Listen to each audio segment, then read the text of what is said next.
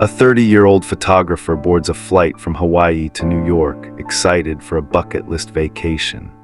But when she lands at LAX for a layover, something goes terribly wrong. She never boards her connecting flight. 3 days later, her phone goes dark after sending disturbing messages about being hacked, stripped of her identity, and tricked into giving away all her money to someone she thought she loved. Her father flies to Los Angeles to find her, plastering missing person posters across the city. But this story is about to take turns that no one, not her family, not the police, not the public, could have ever predicted. This is the case of Hannah Kobayashi, and what really happened will shock you. November 8, 2024. Hannah Kobayashi, a 30-year-old aspiring photographer from Maui, Hawaii, was living her dream. She had saved up for a bucket list trip to New York City, a chance to visit family, catch a concert, and explore the Museum of Modern Art. Hannah was described by those who knew her as creative, adventurous, and deeply passionate about art and travel. This wasn't just any trip, it was something she'd been looking forward to for months. The journey was supposed to be simple, Maui to Los Angeles, then LAX to New York. But somewhere between landing at Los Angeles International Airport and boarding that connecting flight, everything went wrong. Hannah arrived at LAX at around 9:30 p.m. on November 8th. She had hours before her connecting flight to JFK. Security footage would later show her moving through the airport, apparently alone. But Hannah Kobayashi never boarded that flight to New York. Initially, her family wasn't too concerned. Hannah texted them on November 9th, saying she was planning to do some sightseeing in Los Angeles. She mentioned visiting the Grove shopping mall and exploring downtown LA. This seemed normal. Hannah was adventurous, after all. On November 10th, she posted to Instagram from a Nike LeBron event at the Grove. A video captured by other shoppers showed Hannah casually walking through the event, wearing headphones, seemingly unbothered. But then came Monday, November 11th. Hannah returned to LAX. Surveillance footage captured her speaking with an American Airlines agent between 4:30 and 6:30 p.m., but she never boarded a flight, and that's when the messages became disturbing. Her mother texted her, "Did you make it to New York?" Hannah replied, "No." But it was the messages to her friend that sent shockwaves through her family. Hannah wrote, "I got tricked pretty much into giving away all my funds for someone I thought I loved." Another message read, "Deep hackers wiped my identity, stole all of my funds, and have had me on a mind F***K since Friday. And then I got hacked, stripped of my identity, I can't fly." Hannah's aunt Larry Pigeon told reporters the messages were completely unlike Hannah. No one has heard from her, not a single person has heard from her, and that is unlike Hannah. Hannah checks in.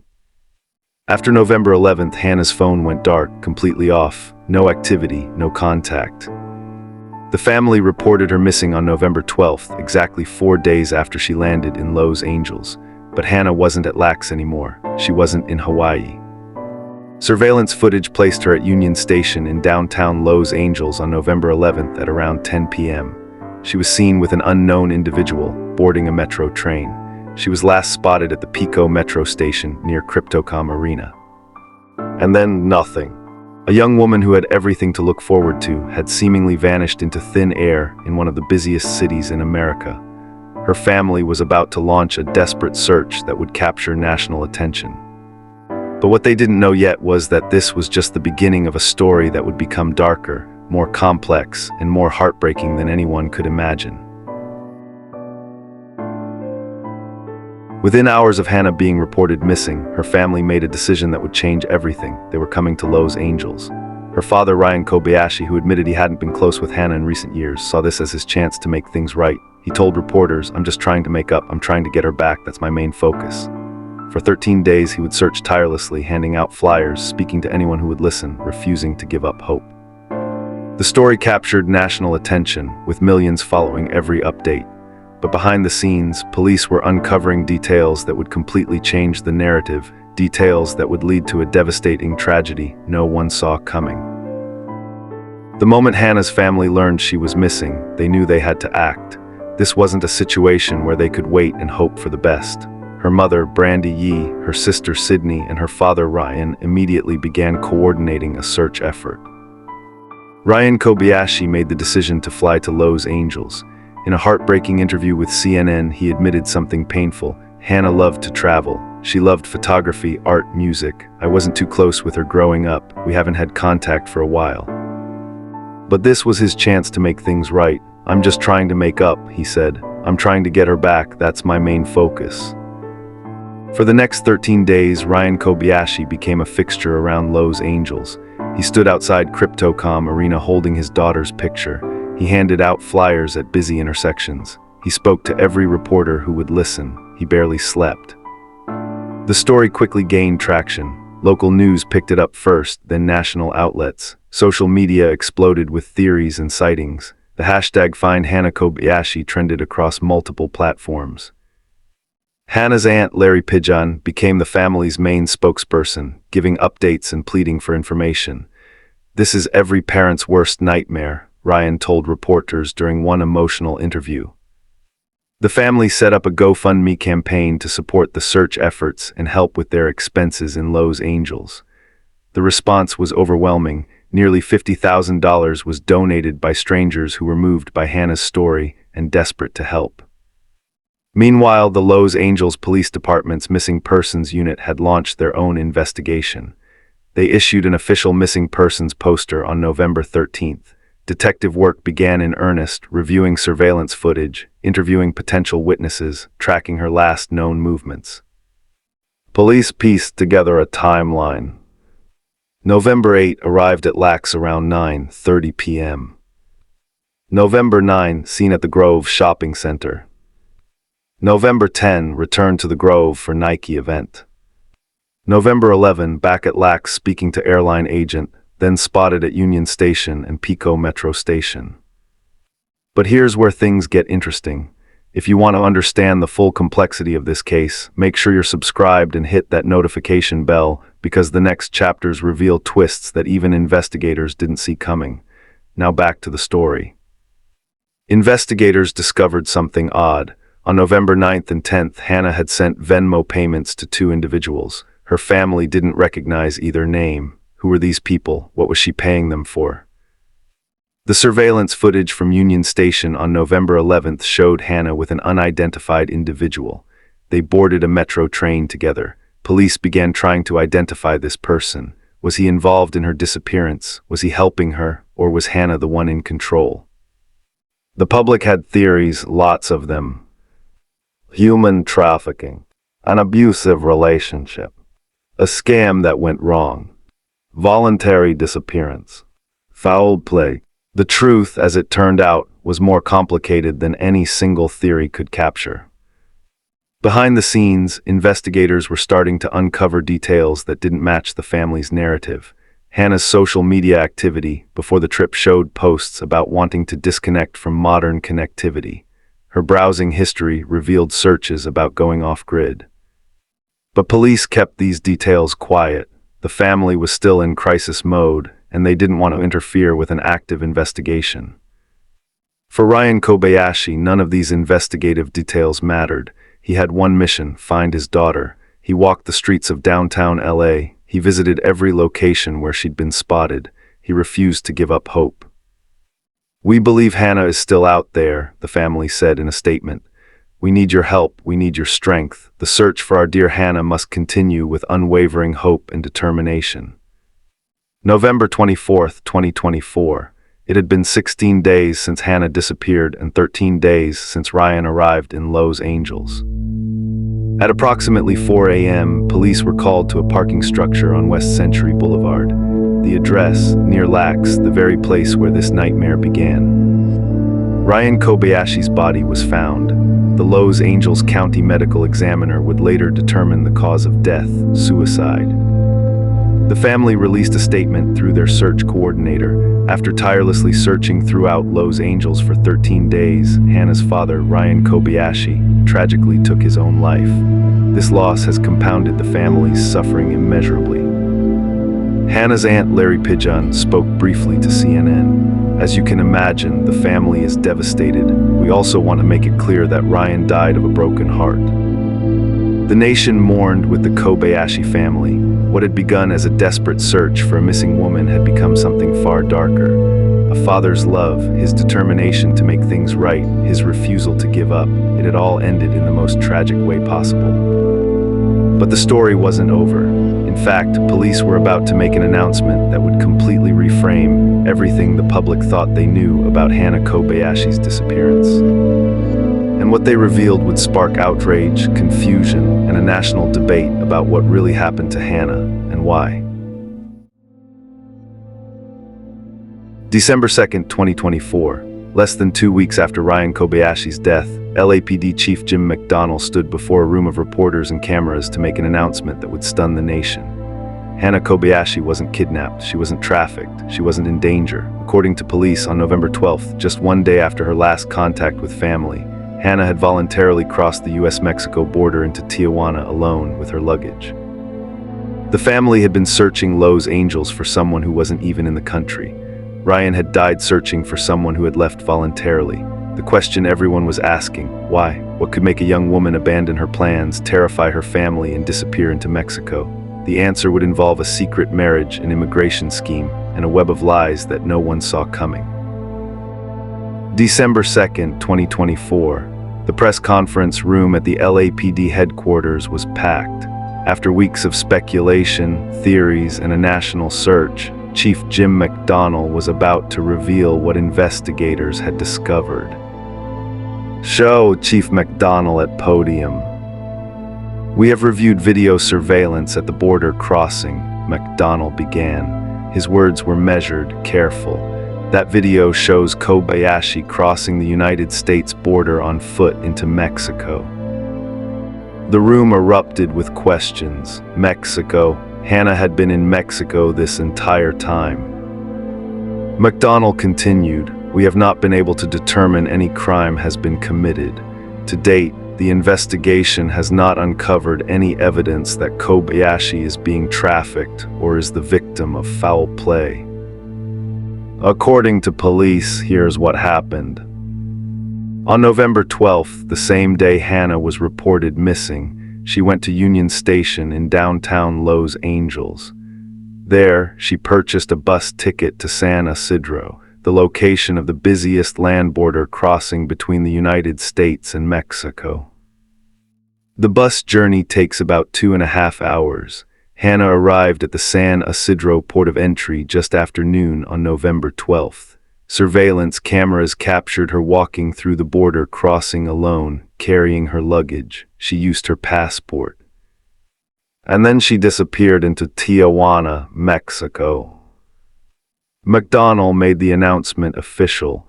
Based on the investigation, we have classified this case as a voluntary missing person. Translation: Hannah Kobayashi had chosen to leave. There was no kidnapping, no trafficking, no crime. The public reaction was immediate and intense. Social media exploded. So her father died searching for her, and she was in Mexico the whole time. This doesn't make sense. What about those terrifying texts? Something still isn't right about this story. The Kobayashi family was blindsided. Sydney, Hannah's sister, told NBC News, "We're just as confused and just as frustrated more than anything now." The family hadn't seen the surveillance footage before it was announced publicly. They learned about Mexico just hours before the press conference, the same time the world did. Ryan had died searching Los Angeles for someone who had left the country the very day she was reported missing. The painful irony wasn't lost on anyone. But McDonnell revealed something else that added another layer to the mystery. Police had reviewed Hannah's social media history and online activity before her trip. "We have discovered social media posts that indicated a desire to step away from modern connectivity," McDonnell explained. Posts about wanting to go off-grid, about disconnecting from technology, about the desire to disappear. Police also confirmed that after November 11th, Hannah did not have her phone with her.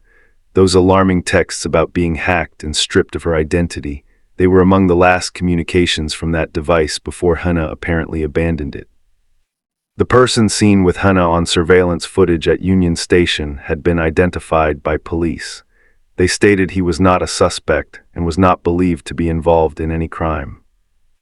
Mukdunda addressed the public directly. Hannah has a right to her privacy, but we urge her to reach out to her family or to law enforcement.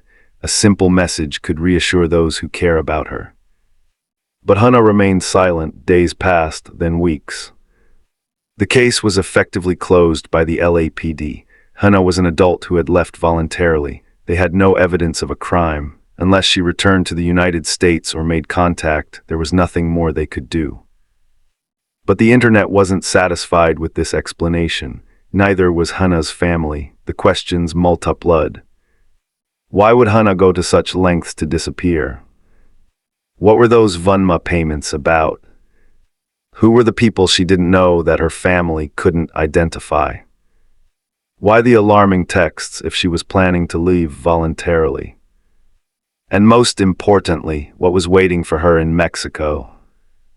Behind the scenes, something else was emerging. A tip, a run-up post, a photograph, evidence of something that would reframe the entire narrative once again. Hannah Kobayashi hadn't just disappeared to disconnect from technology or escape her life. She was hiding something big, something that involved another man, immigration fraud, and a scheme that had potentially gone very, very wrong. The question wasn't just why Hannah left anymore. It was, what was she running from? November 15th, just days after Hannah was reported missing, her sister Sydney received a message on Facebook. It was from a stranger, claiming they'd found something on Reddit, a photo of Hannah in what appeared to be a wedding ceremony with an Argentinian man she'd never mentioned to her family. This wasn't the romantic New York trip Hannah had planned. According to sources, the real purpose of the journey was far more calculated. Hannah had allegedly entered into a sham marriage with a man named Alan Kobayashi to help him obtain a U.S. green card for money. But here's where it gets even stranger. Hannah's ex-boyfriend was on that same flight from Maui to L.A., also married to someone else in an identical green card scheme. And Alan's real girlfriend, she was on the plane too. 4 people, 2 fake marriages, and a plan that was about to unravel spectacularly. November 15th, 2024. While Ryan Kobayashi was walking the streets of Los Angeles desperately searching for his daughter, Sydney Kobayashi received a message that would change everything. It was from a stranger, someone who had been following the case online. The message contained a photo. It showed Hannah in what appeared to be a Hawaiian beach wedding ceremony. She was wearing white with traditional leis around her neck. Next to her stood a man the family had never seen before. The message claimed this information came from Reddit, where users had allegedly uncovered evidence that Hannah was involved in a sham marriage for money, specifically a green card marriage. Sydney immediately turned this information over to law enforcement, but the family started their own investigation too. Hannah's mother, Brandy Yee, made a trip to Hannah's home in Maui. What she found confirmed their worst fears. Immigration documents, detailed paperwork related to marriage and visa applications, contact information for an immigration attorney, all hidden among Hannah's belongings. The case is about to get even more complex than you can imagine. Make sure you're subscribed because the final chapter reveals what happened when Hannah finally resurfaced and broke her silence. But first, let's understand exactly what this scheme involved. According to sources who spoke to Los Angeles magazine, here's what allegedly happened. Hannah Kobayashi had entered into an arrangement to marry Alan Kobayashi, a man from Argentina, to help him obtain a U.S. green card. This type of marriage fraud, often called a green card marriage, is illegal under U.S. immigration law. But the scheme didn't involve just Hannah and Alan.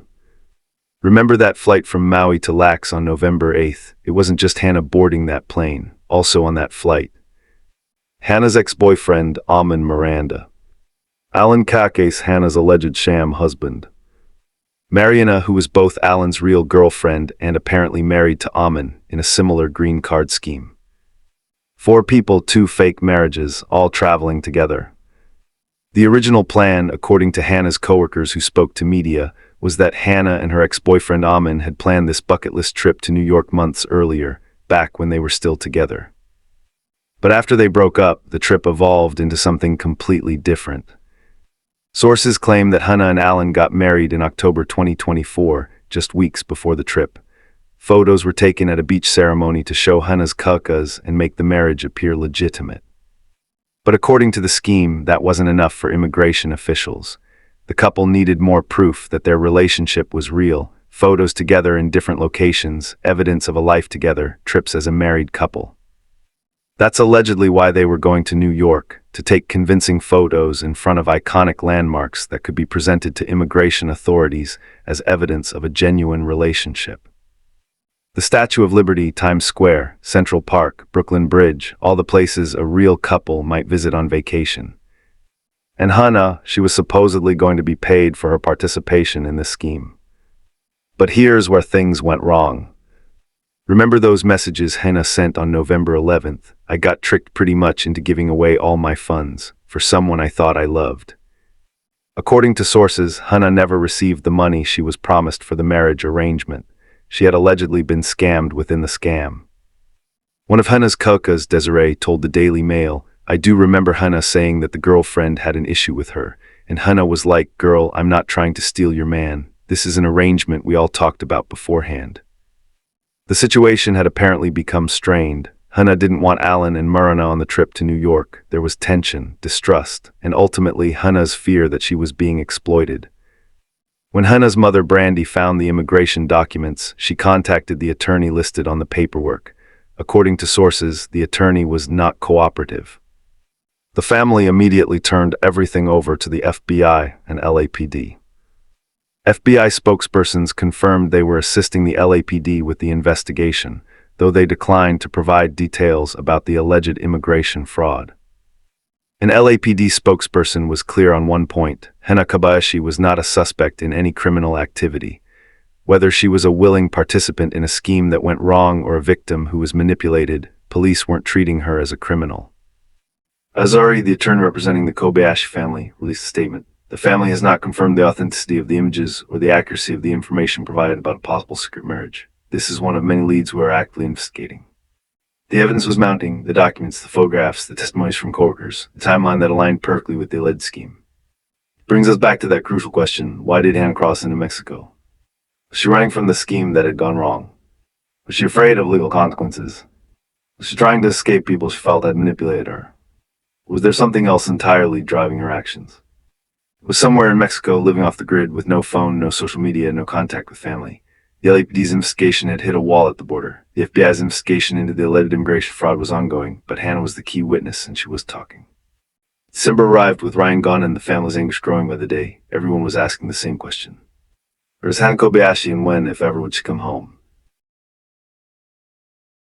December 15, 2024. After 37 days of silence, Hannah Kobayashi walked back across the U.S.-Mexico border into California. She was safe, she was unharmed. She had been living in Mexico voluntarily the entire time her family suffered and searched. Police confirmed she returned on her own without incident. Her aunt said the family was relieved and concerned.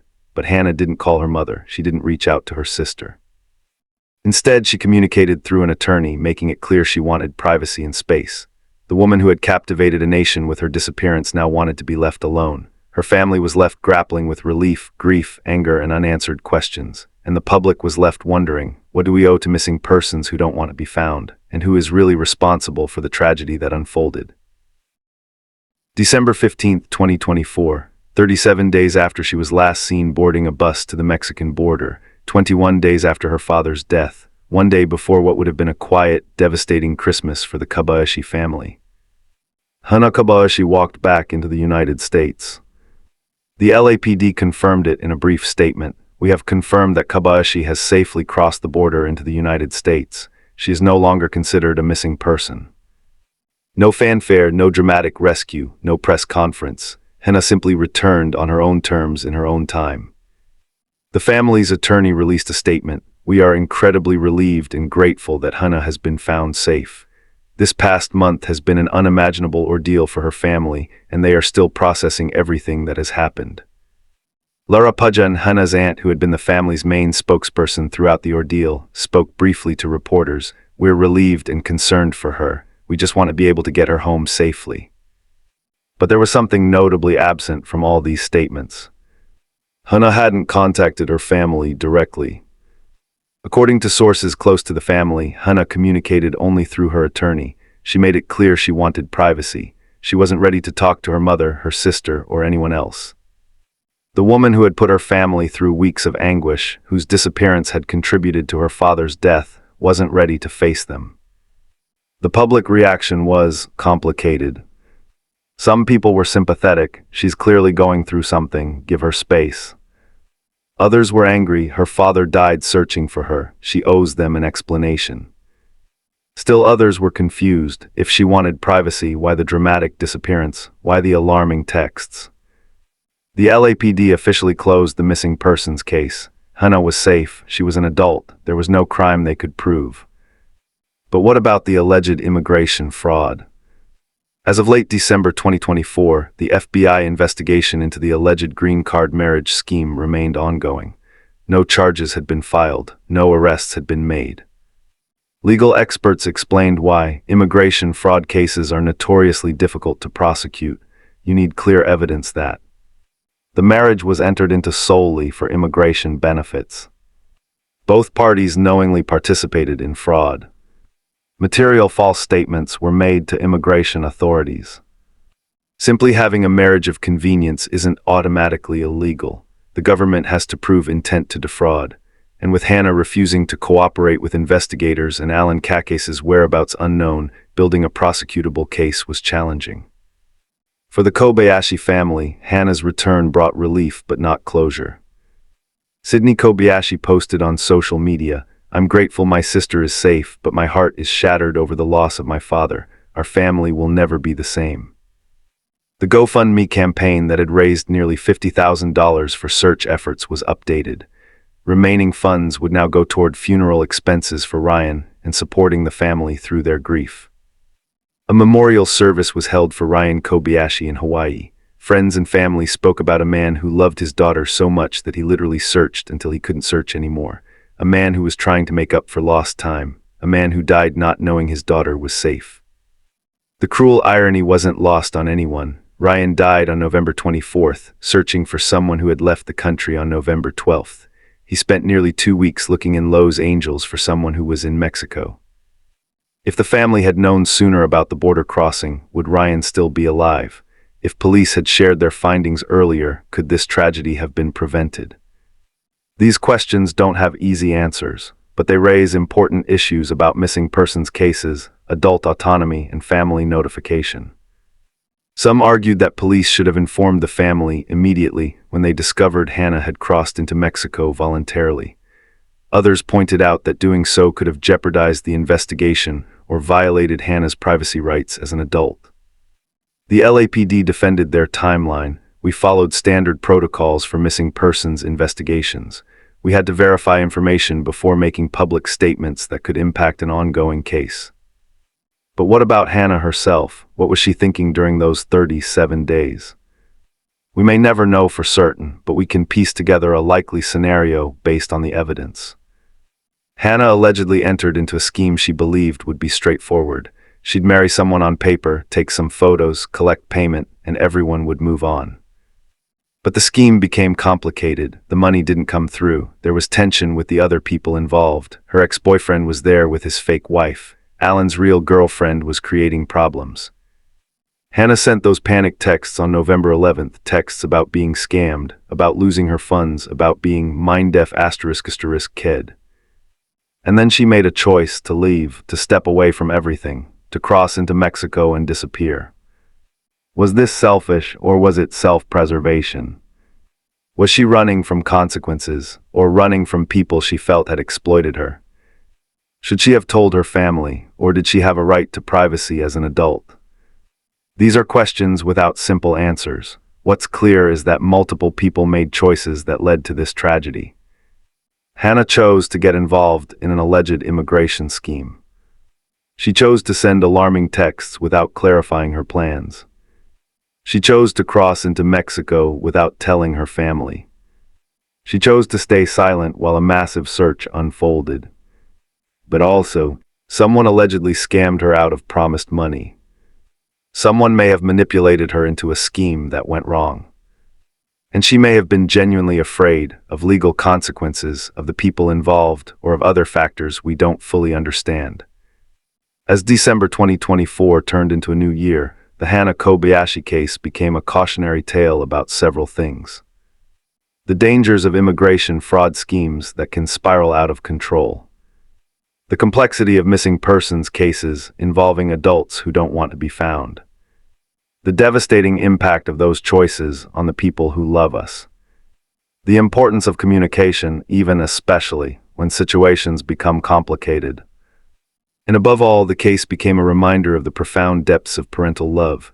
Ryan Kobayashi, despite years of distance from his daughter, dropped everything to search for her. He spent his final days trying to make things right, trying to bring her home. In a statement after Hannah's return, the family said, "We ask for privacy as we navigate this difficult time. We are grateful for everyone who supported our search efforts, but now we need space to heal as a family and to grieve the loss of Ryan." Rest in peace, Ryan Kobayashi. Your love for your daughter was never in question. And Hannah, wherever you are, whatever you're going through, we hope you find peace, healing, and eventually, the courage to reconnect with the family that never stopped loving you. If this case affected you, or if you have thoughts on the complex issues it raises, leave them in the comments below. Subscribe for more deep dives into cases that captivate the nation and remind us of the complicated reality behind every headline. And if you or someone you know is struggling with suicidal thoughts, please reach out to the National Suicide Prevention Lifeline at 988. You are not alone. Thanks for watching.